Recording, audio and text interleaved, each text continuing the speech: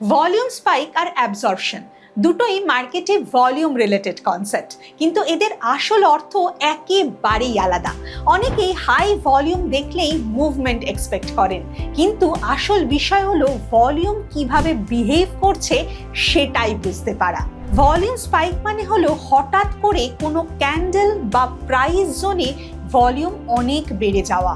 এটি সাধারণত বোঝায় যে মার্কেটে সাডেন পার্টিসিপেশন এসেছে, বায়ার বা সেলার কেউ অ্যাগ্রেসিভ হয়ে উঠেছেন।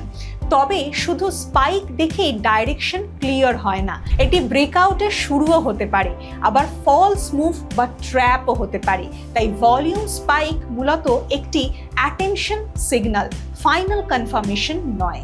অন্যদিকে অ্যাবজর্পশন হলো স্মার্ট মানির একটি গুরুত্বপূর্ণ বিহেভিয়ার। এখানে ভলিউম বেশি থাকলেও প্রাইস তেমন এগোয় না বা এক্সপেক্টেড ডাইরেকশনে মুভ করে না। ধরুন প্রাইস ওপরে উঠছে কিংবা ভলিউম বাড়ছে, কিন্তু প্রাইস আর এগোতে পারছে না।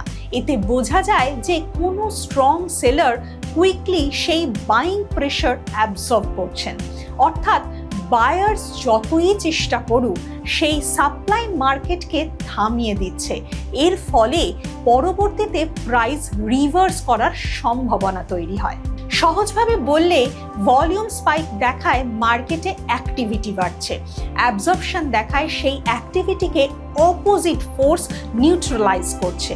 আসল এজ তখনই আসে যখন আপনি দুটোকে একসাথে বুঝতে পারেন।